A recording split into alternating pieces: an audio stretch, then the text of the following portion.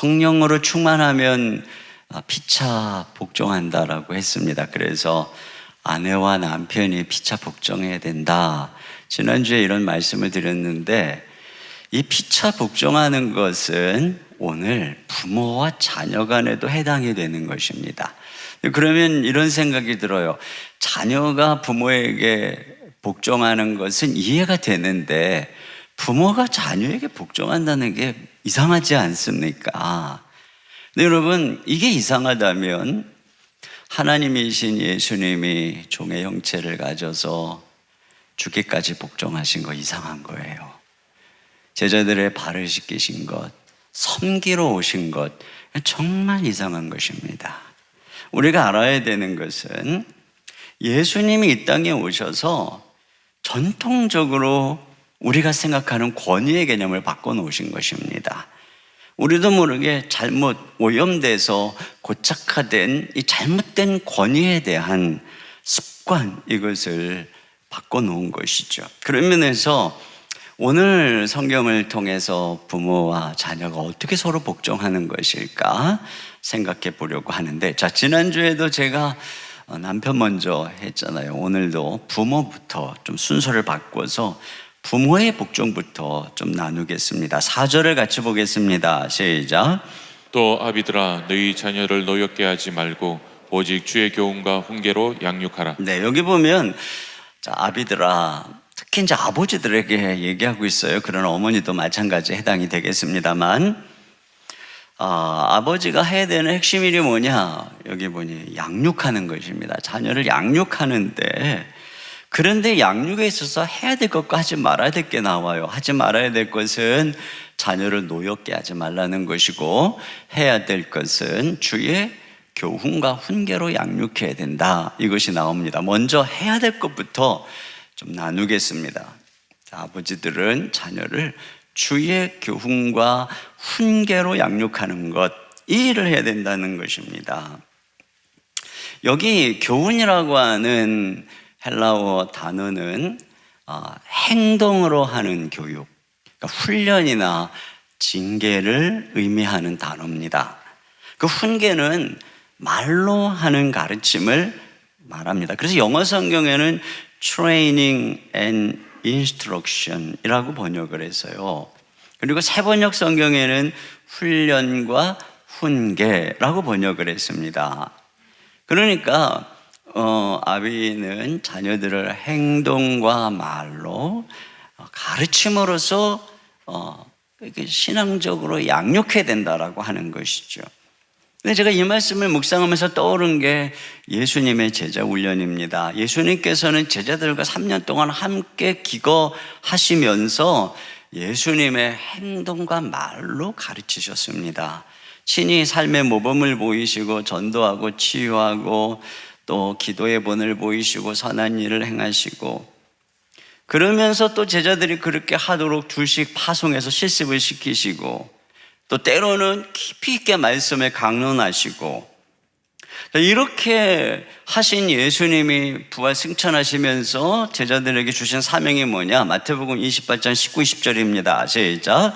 그러므로 너희는 가서 모든 민족을 제자로 삼아 아버지와 아들과 성령의 이름으로 세례를 베풀고 내가 너희에게 분부한 모든 것을 가르쳐 지키게 하라. 네, 여기 보니까 지상명령인데 그게 뭐냐면 제자로 삼아서 가르쳐 지키게 하라. 가르쳐 지키게 하라. 자, 여기 보니까 가르쳐서 지키게 하는 것, 이것이 바로 정확하게 아버지가 가정에서 자녀를 양육하는 목표라고 하는 것입니다. 그러니까 부모는 가정에서 자녀를 제자 삼으라고 하는 그 명령을 받은 것입니다. 지난주에 부부관계를 말씀하면서 남편에게는 주님이 예수님이 교회를 돌보듯이 아내를 돌봐야 되는 사명이 있다, 이렇게 말씀을 드렸는데, 오늘은 이 부모에게는 목회자가 교회에서 성도들을 제자 훈련시키듯이 자녀를 주님의 제자로 양성해야 되는 사명이 있다라고 하는 것입니다. 그러니까 자녀 양육의 첫째 초점이 뭐냐? 신앙교육인 것이죠.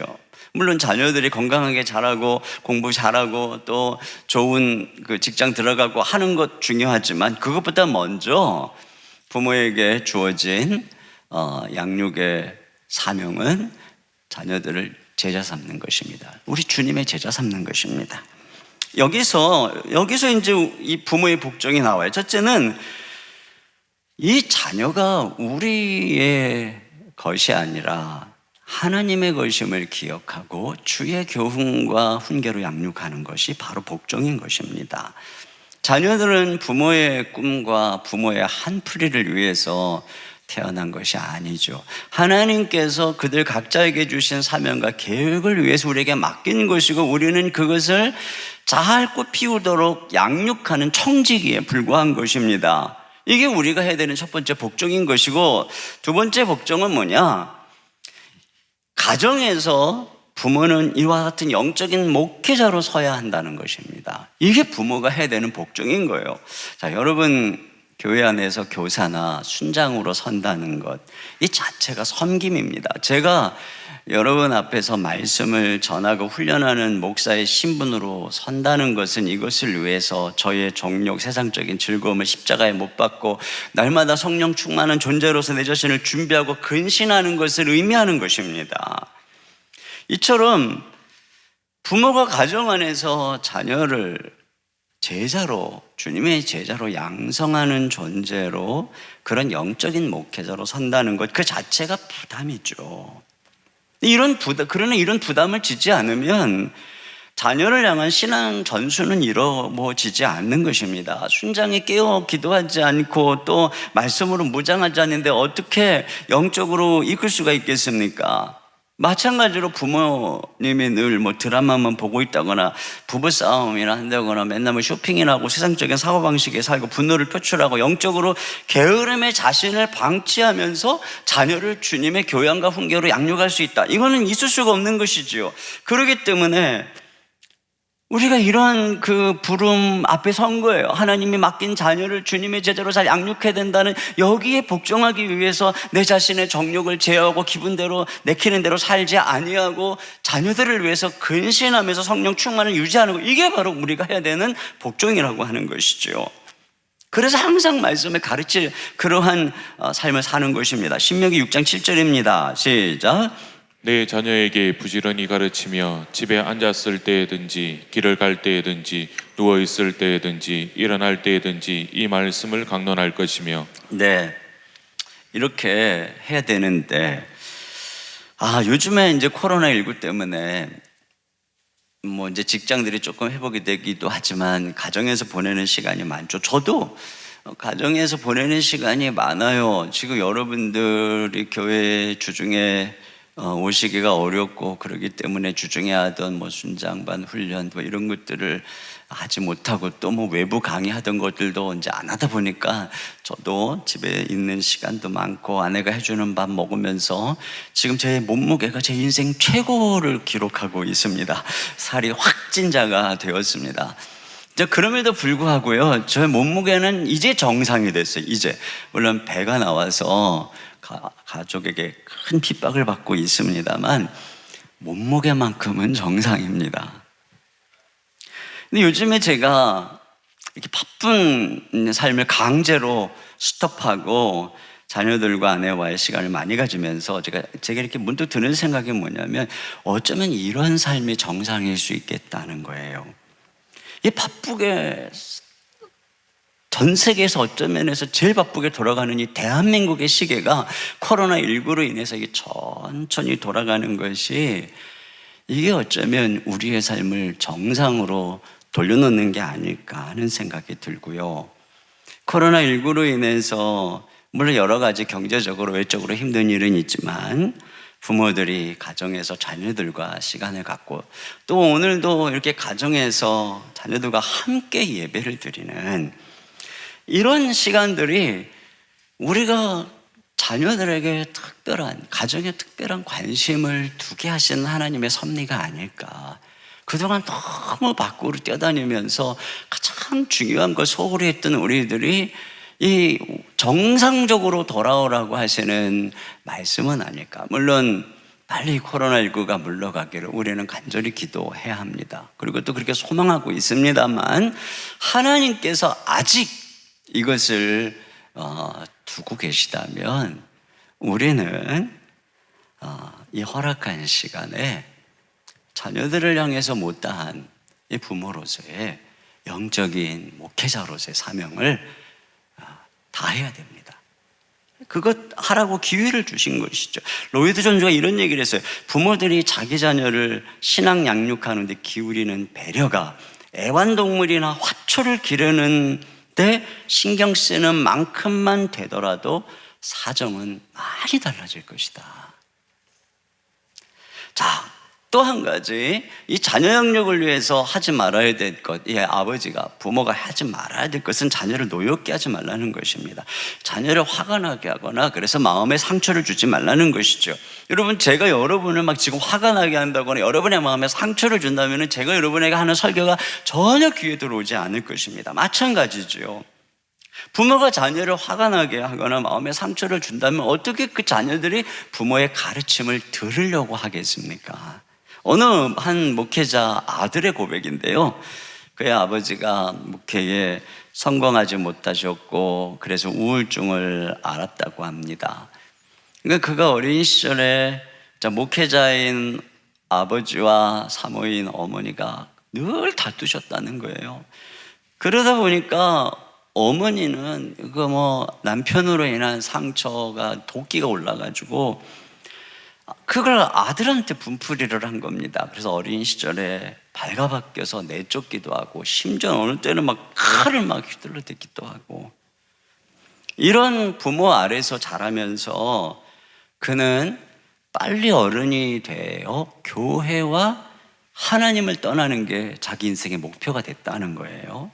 그리고 20살에 그렇게 했고, 대학 4학년 때는 아이의 인생을 마감하려고 자살을 시도하다가 실패하기도 하고, 그러다가 결혼을 해서 살아가는데 어느 날 자기가 큰 아이를 피멍이 들도록 때리면서 자기 안에 엄마의 모습이 있는 것에 큰 좌절감을 느꼈다는 겁니다. 그리고 또 자기가 모든 것을 다 알고 있다는 식의 교만한 태도가 이 아빠의 모습이었다는 것을 또 발견한 것이죠. 지금도 아버지는 무슨 교단, 무슨 교파를 외치면서 하나님을 자기처럼 많이 알고 있는 사람이 없으며 하나님을 자기처럼 바로 믿고 있는 사람이 없다고 생각하는 아빠. 그러면서도 실제 생활을 하루 종일 TV 보고 과식하고 비판하고 분노하는 아빠. 그러니까 자기가 그렇게 싫어하던 그 아빠가 늘 생각하는 내가 최고라고 하는 그 병이 자기가 걸려 있더라는 거죠.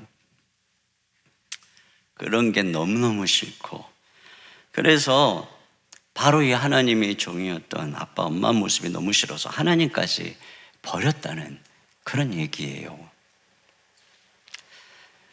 우리가 목사다 또는 교회 중직자다, 이것은 자녀의 신앙하고 아무 관련이 없습니다. 오히려 우리가 교회에서는 자라면서 가정에서는 함부로 화를 내고 자녀들에게 마음에 상처를 주고 거기서 자녀들은 위선을 느끼고 분노하는 것이죠.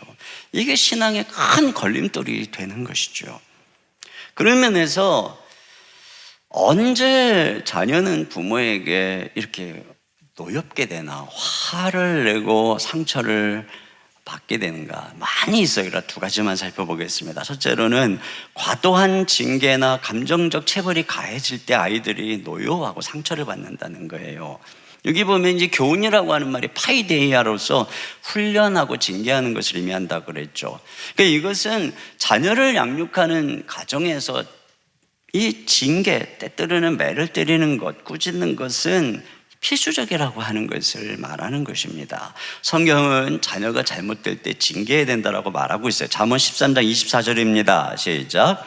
애를 아끼는 자는 그의 자식을 미워함이라 자식을 사랑하는 자는 근실히 징계하느니라. 네, 여러분 만약에 몸속에 암세포가 있어요. 그러면 빨리 병원 들어가서 살을 째고 수술을 하는 게 부모가 사랑하는 거지, 그냥 그저 많이 먹어라 만약 그런다면은 아이만 몸만 자라는 게 아니라 암세포도 같이 자라서 죽게 되는 것입니다. 이처럼 아이가 아무리 예뻐도 그 아이 안에는 암과 같은 죄성이 있습니다. 죄가 있습니다.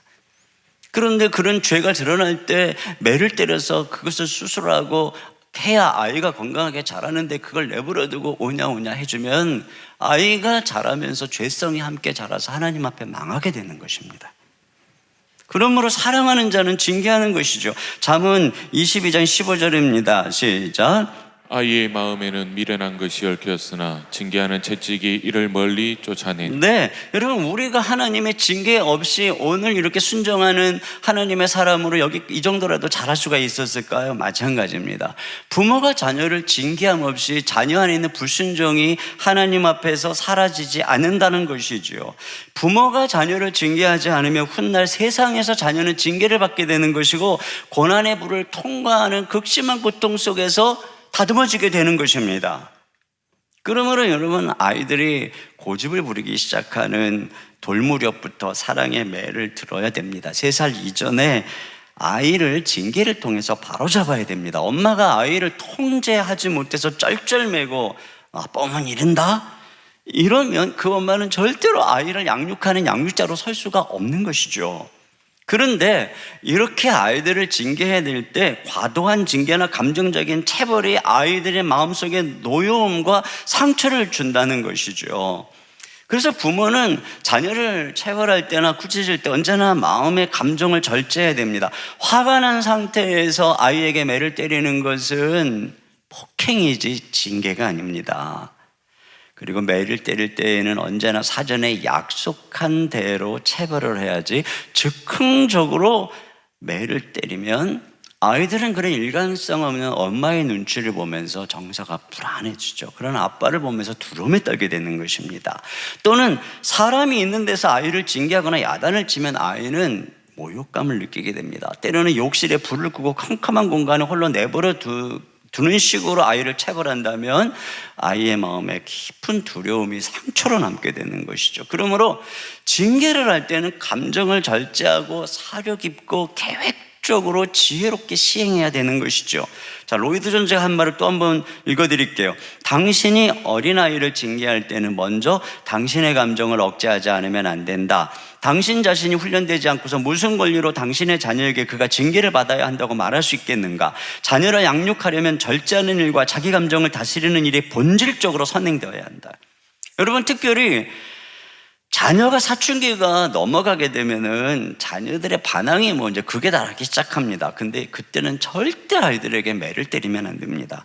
이 사춘기라고 하는 것은 드디어 자녀들이 성인으로서 독립 운동을 하는 과도기이기 때문에 인격적으로 대화해야 되는 것이죠. 그런데 이 다 큰 아이가 말귀를 알아들을 만한 아이가 반항을 할 때는 어릴 때 반항하는 것보다 훨씬 화가 나고 참기가 어렵습니다. 그러므로 사춘기 시기에 부모는 진짜 순교의 각오를 가지고 인내하면서 자기 감정을 절제해야 됩니다. 그렇지 않으면 그때 폭발하는 분노와 비난이 아이들을 삐뚤어 나가게 할 수가 있는 것입니다. 엄마의 기준이 아이의 수준을 맞는다는 책에서 이 장애영 사모님이 외아들을 양육하는데 어느 날 아이가 중학교 2학년 때 갑자기 학교를 안 다니겠다는 겁니다. 자퇴를 하겠다는 거예요. 그때가 어느 때냐면 자기 남편이 대기업을 잘 다니다가 신학교에 들어가서 전도사 신분으로 교회를 개척할 때입니다. 그것도 힘든데 갑자기 아이가 학교를 자퇴하겠다고 하니까 얼마나 힘들어요. 근데 남편이 그 말을 듣더니 우리 같이 일주일 동안 금식기도 하고 한번 하나님의 뜻대로 해보자 하더니 금식하고 나더니 아이의 의견을 존중하자고 하더라는 겁니다. 그러니 이 사모님 마음이 막 속이 터진 거죠. 아빠가 좀 막아야 되는데 그러지 않고 말이에요. 그러니까 이제 아들은 자퇴하고 남편은 뭐 개척교회 성도도 없으니까 맨날 집에 있고, 그래서 남편과 아들의 삼시세끼를 매일 밥을 해주는 삶이 시작이 됐다는 거예요.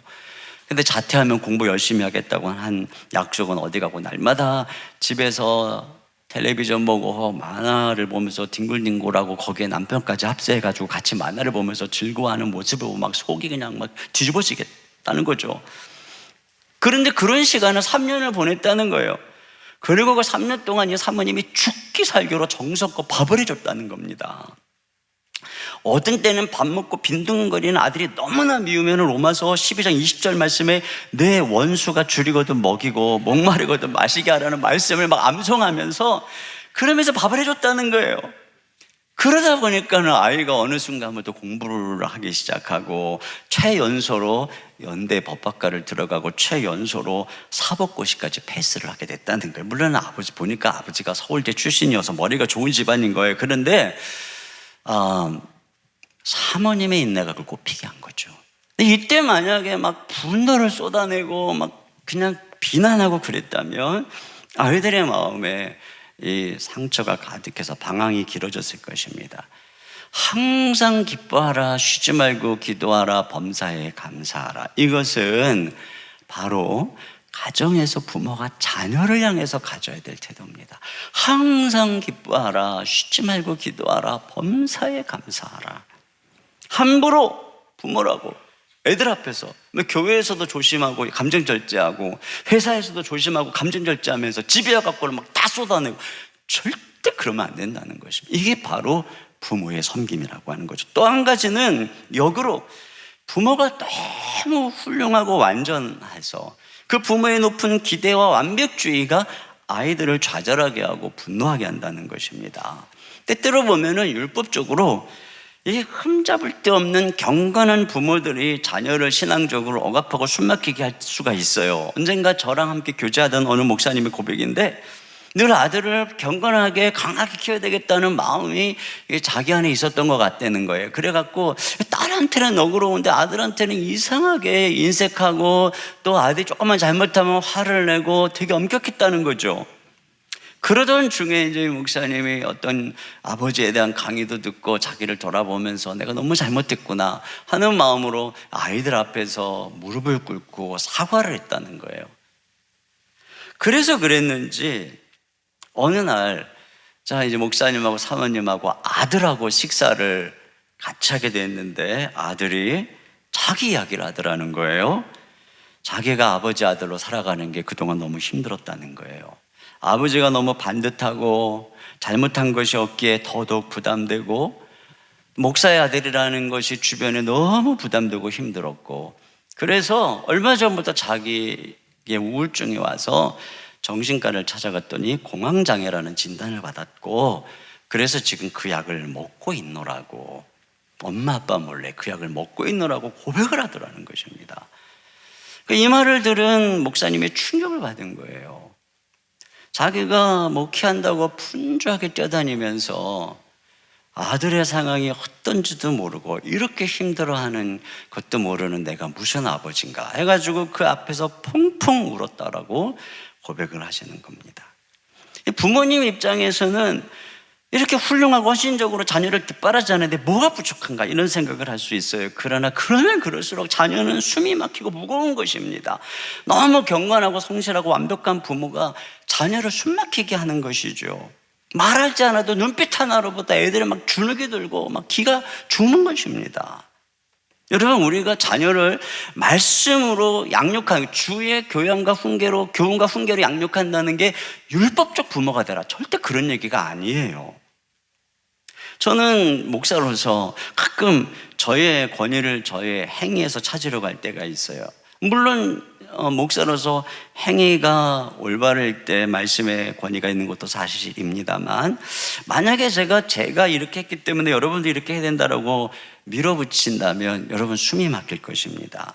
그러나 때때로 제가 가끔 실수하고 부족한 모습을 보이면 여러분들은 목사님도 나랑 똑같은 죄인이구나, 똑같은 사람이구나 해서 막 이렇게 안도에 숨을 쉬겠죠. 제가 신앙이 성숙해지면서 나타나는 모습은 완벽한 모습이 아니라 점점 솔직해지는 모습이라는 생각을 하게 돼요.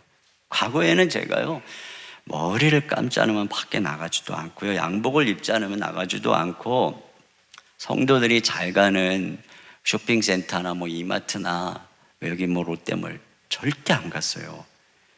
그러나 요즘에는 머리 안 감아도 그냥 나가고, 어떤 때는 머리 안 감아도 교회 그냥 와요.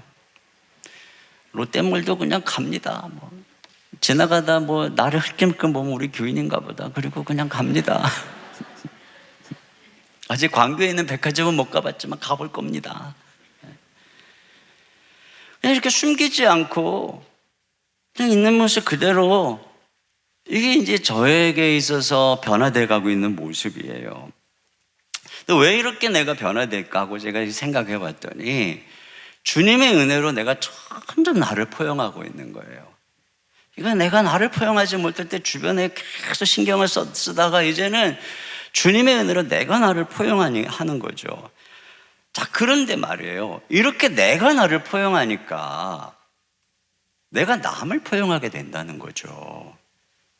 여러분, 새벽 기도 나와서 기도하고 말씀 듣고 큐티하면서 은혜 받도 내가 주님의 은혜로 복음으로 나를 포용하니까 어떻게 해요? 일어나서 아직도 잠자고 있는 가족 애들한테 에이 놈아! 새벽에 일어나자고! 기도해야지! 큐티해야지! 이러지 않는다고요. 왜? 내가 새벽 기도하면서 주님의 은혜로 내가 은혜로 충만해지니까 그 모습을 포용하게 되는 거예요. 용납하게 되는 거예요. 사랑하게 되는 거죠. 여러분, 내가 새벽 기도했다고 니도 해야 되고, 내가 큐티했으니까 니도 해야 되고, 내가 이만큼 하는데 너는 왜 못하냐? 만약에 부모가 애들한테 이런 식으로 하고 남편이 자녀한테, 아내한테, 아내가 남편한테 이런 식으로 하면 만만 숨 막히는 집안이 되고, 목사가 여러분한테 그런 식으로 하면 여러분 숨 막힐 겁니다. 교회 생활하는 게.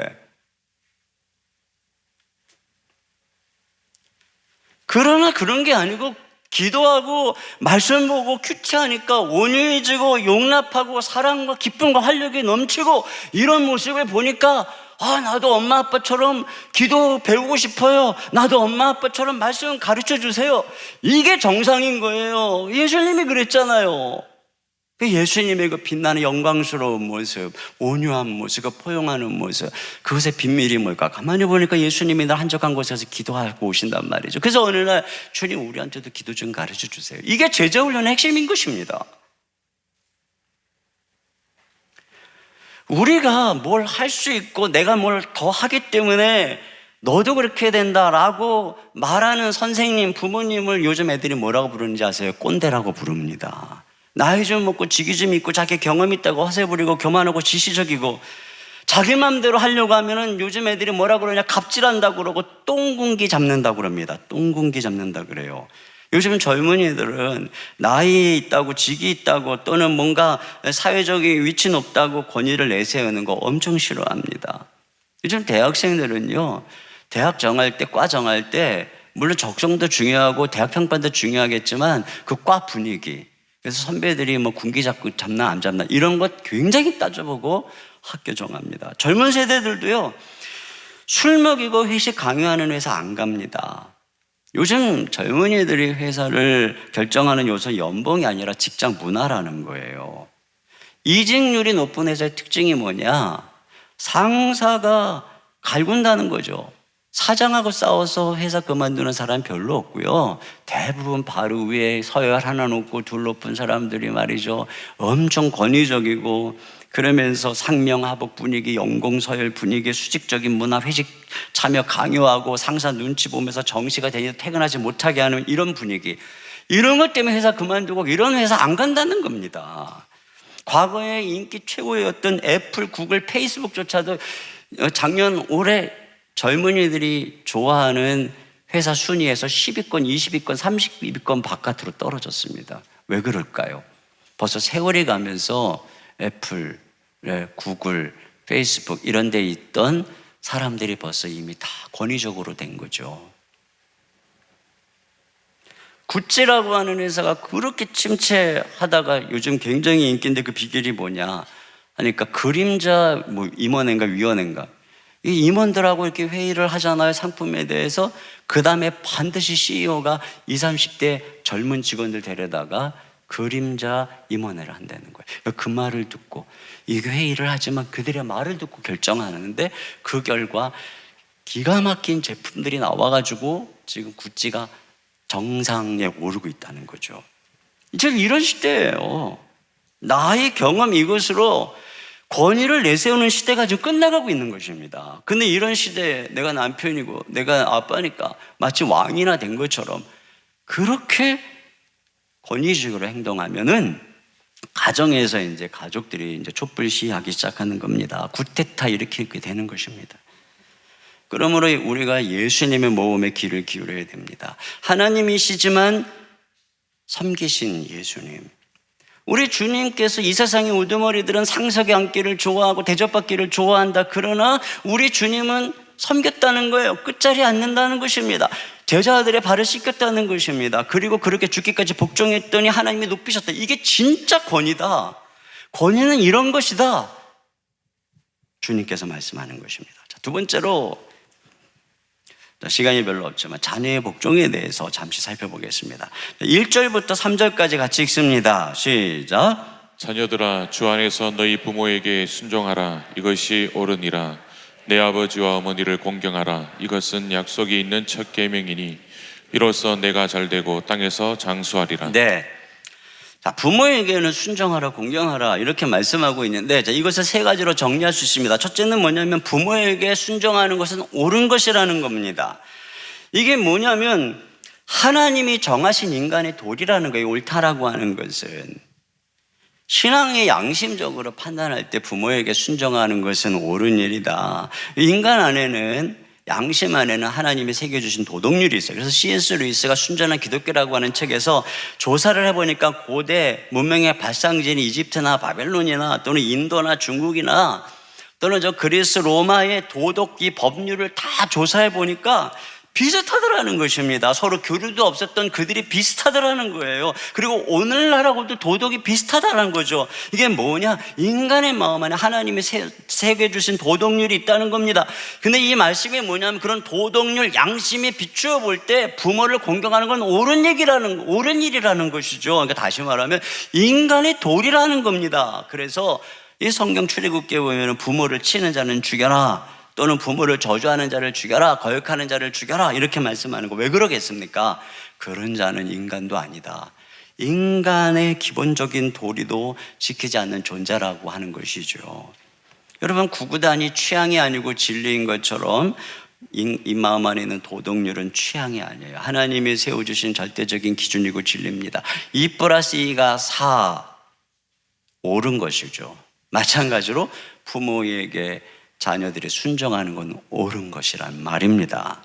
두 번째로 유익을 따져볼 때도 옳다는 겁니다. 사람들은 옳고 그름을 유익을 가지고 요즘 많이 얘기합니다. 그래, 해가 되면 틀린 거예요. 유익이 되면 옳다는 것입니다. 그런데 그런 측면에서도 부모에게 순종하는 것은 옳은 것입니다. 왜냐하면 부모의 마음에는 자녀를 사랑하는 본능이 있어요. 하나님이 주신 것입니다. 그래서 동물조차도 새끼를 보호하는 본능이 있습니다. 그러니까 자녀 입장에서 자기를 본능적으로 사랑하고 위해줄 유일한 분이 부모입니다. 그 부모는 자기는 나쁜 짓을 해도 자녀에게는 좋은 것을 가르치는 분이 부모예요. 친구들은 자기가 나쁘면 나쁜 짓 같이 하자고 가르치지만 절대 부모는 안 그렇습니다.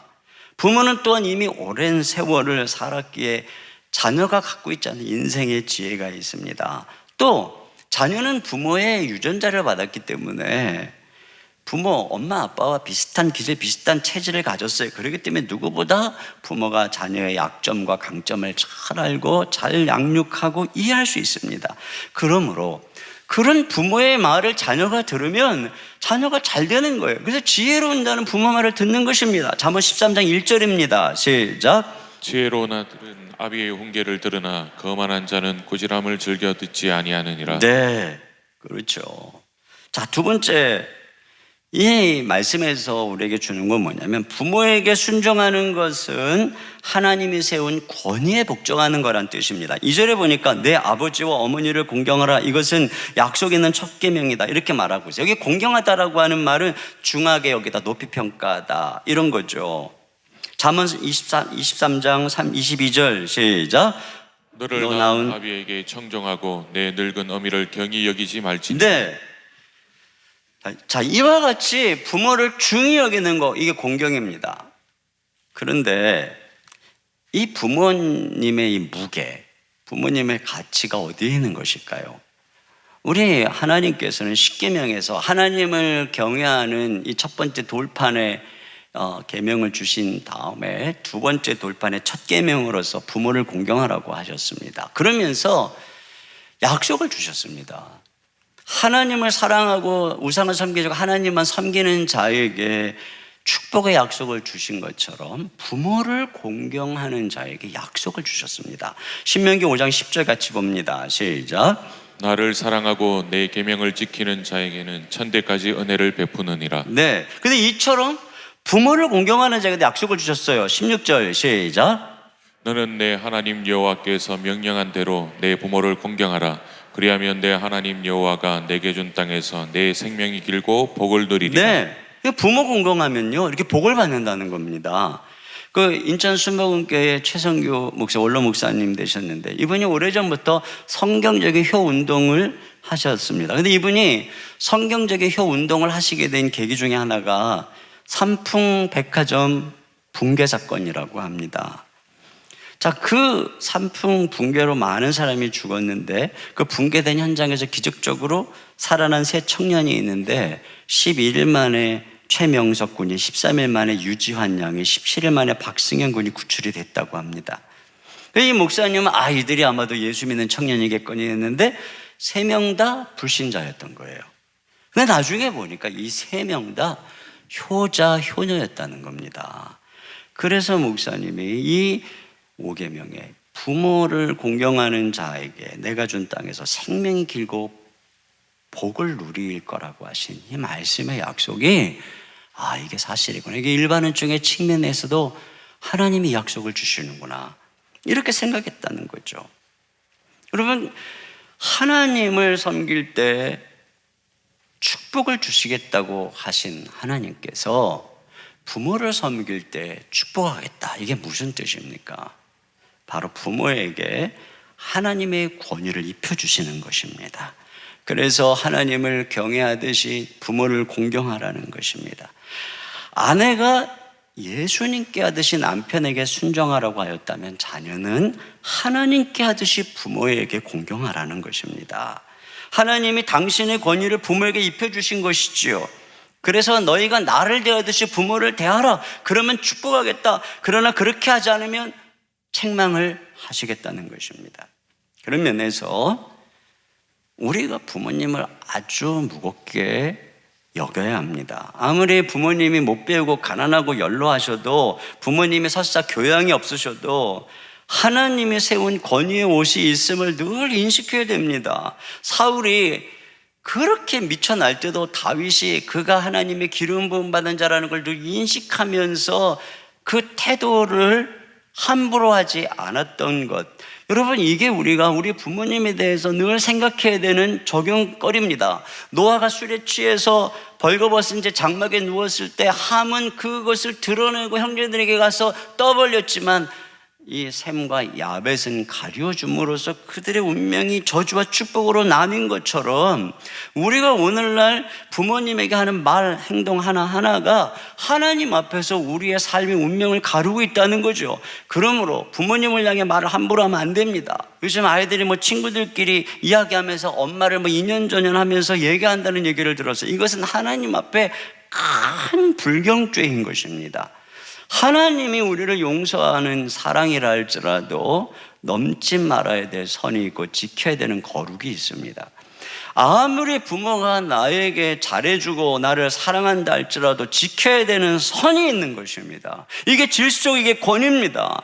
하나님이 아무리 용서하고 그들을 구원했다 할지라도 끊임없이 원망하고 불평한 이스라엘의 말을 듣고 전부 멸망하게 된 것처럼 우리가 부모에게 원망과 불평을 쏟아놓는 말을 하나님이 듣고 책망하는 것입니다. 그러나 오히려 감사와 존경을 드릴 때 하나님이 축복하는 것입니다. 마지막으로 그리스도인은 주 안에서 비로소 부모에게 순종하는 법을 배우게 된다는 겁니다.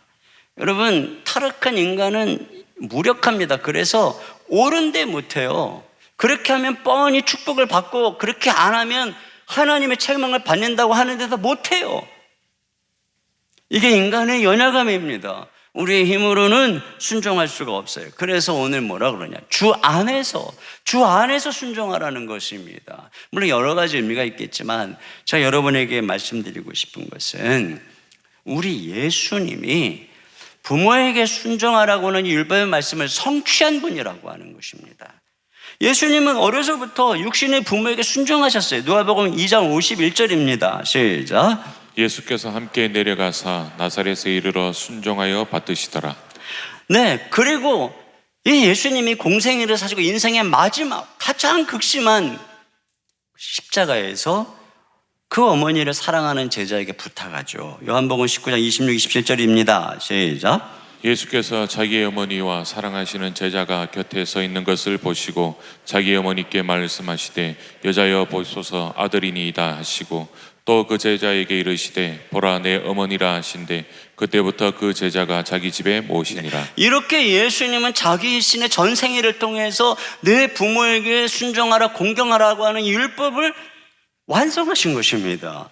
그리고 그 예수님의 성령 안에서 우리 안에 거하시고 우리가 그 예수님을 닮아가면 닮아갈수록 우리 안에 계신 성령님은 우리로 하여금 예수님처럼 부모에게 순종하도록 이끌어 주시는 것입니다. 그러므로 신앙이 자라면 자랄수록 우리 안에는 부모님에게 순종하는 공경하는 이런 열매가 맺어지게 되는 것입니다. 신앙은 좋은데 부모 말을 안 듣는다, 이런 것은 있을 수가 없어요. 예수님은 그렇게 가르친 적이 없기 때문에 그렇습니다. 그러므로 여러분의 신앙이 성숙해질수록 부모님이 말하면 자녀는 네 하고 순종하는 겁니다. 게임 그만해라, 네. 방 청소해라, 네. 이렇게 얘기해야 되는 겁니다. 연애 그만하고 일찍 들어와라, 네. 자녀가 부모님에게 섭섭하다, 삐졌다, 이런 말은 있을 수가 없는 겁니다. 어디 감히 부모님에게 삐질 수가 있습니까? 시험 끝나서 노래방 가려고 하는데 엄마가 못 가게 해서 삐졌다, 어디 그런 게 있습니까? 네. 친구 집에 가서 하룻밤 자기로 했는데 못 가게 해서 삐졌다, 그래서 엄마가 말도 안 한다. 세상에 이런 불경이 어디 있습니까? 이건 신앙인으로서 있을 수가 없는 것입니다. 순종을 못 배웠기 때문에 그런 거예요. 거기서부터 순종을 배우는 겁니다. 이게 진짜 영성 훈련입니다. 그 사람이 하나님 앞에서 바르게 진짜 순종하는 존재가 되는 거예요. 설사 부모가 틀린 말을 한다 해도 태도만은 공손해야 됩니다. 어떤 어머니가 자녀가 인류대학 가게 하기 위해서 모든 걸 다 바쳤어요. 그런데 어느 날 딸이 자기 친구하고 통화하는데 우리 엄마는 인류병 걸린 속물이라고 얘기를 하던 걸 듣고 충격을 받은 겁니다. 여러분 절대 그러면 안 됩니다. 부모와 자녀는 가치관에서 다른 시기를 보내는 거죠. 자녀들은 지금 청소년기 이상적이에요. 그러니까 이상적이고 철학적 가치관을 갖고 있어요. 그러나 부모는 지금 생존을 위해서 현실에서 달려가기 때문에 부모의 가치관은 현실적이고 실용적입니다. 그러니까 갭이 있을 수밖에 없죠. 그러나 성숙한 자녀라면 자녀를 좋은 대학 보내려고, 좋은 배우자 만나게 하려고, 그렇게 해서 세상의 이 힘든 삶을 조금이라도 덜 힘들게 살도록 하려는 그 부모의 마음을 이해하려고 그래야지, 무슨 그게 속물 취급을 하고. 이거는 신앙이 성숙하고 그리스도를 닮는 사람의 마음이 아니에요. 우리가 예수님을 닮는데 그런 식으로 자기가 정의의 사도인 척하면 이건 예수님을 닮은 사람이 아니고 이 바리새인 닮는 사람입니다. 남 비판자라는.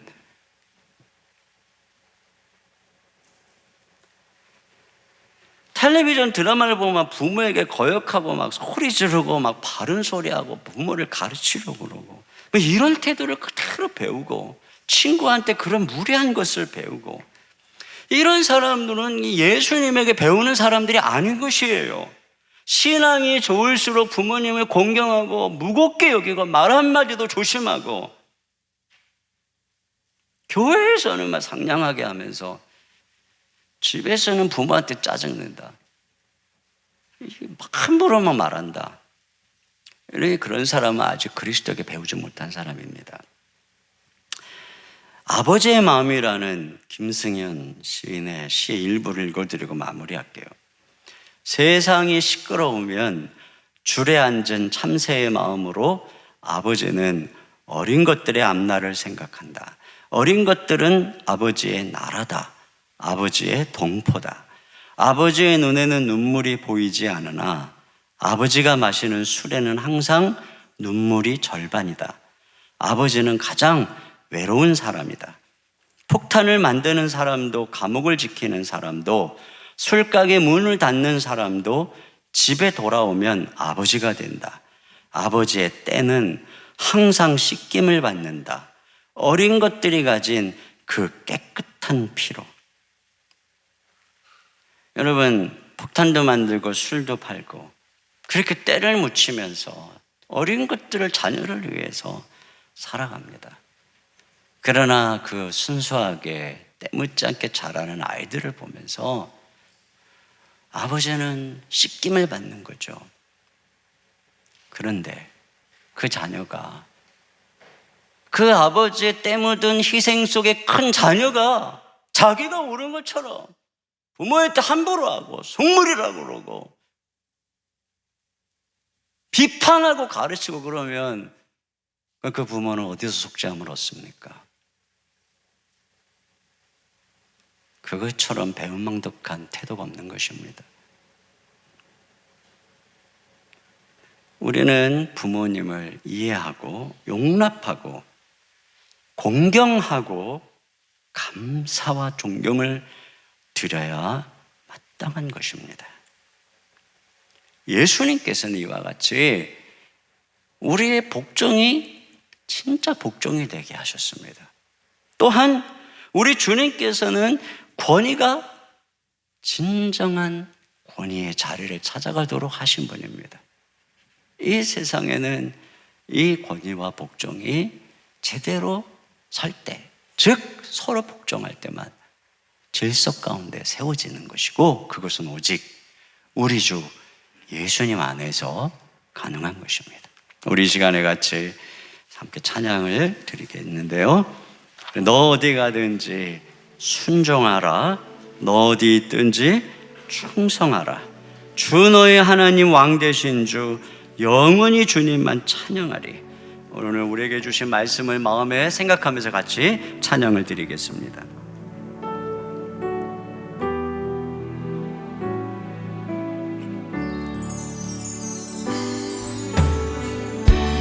너 어디 가든지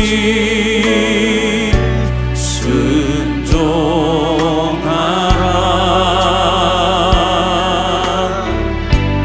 너 어디 있든지 충성하라.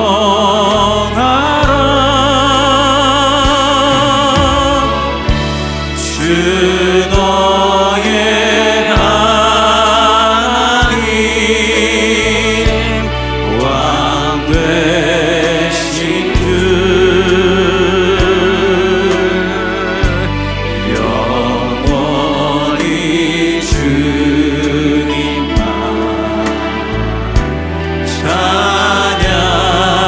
한 번 더 합니다. 너 어디 가든지 순종하라.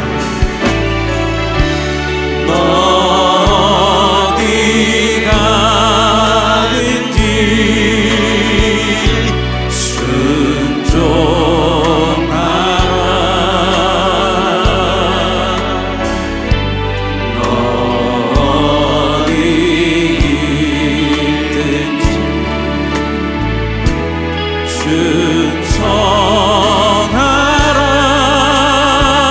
충성하라. 주 너의 하나님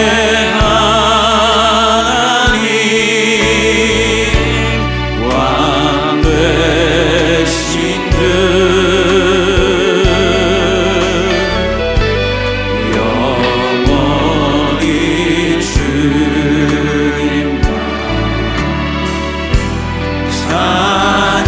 찬양하라. 너 어느 때든지 기도하라. 어느 때든지 기도하라.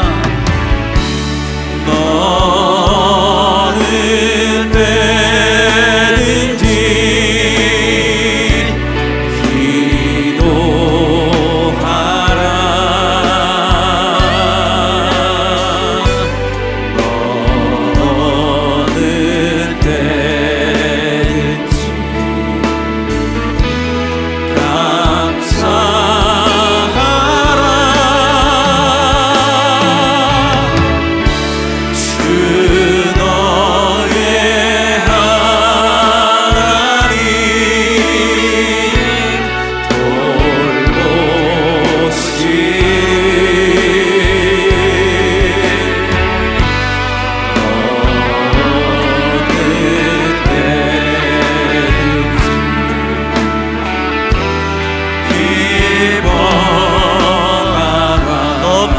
속에서 평화라. 고난 속에서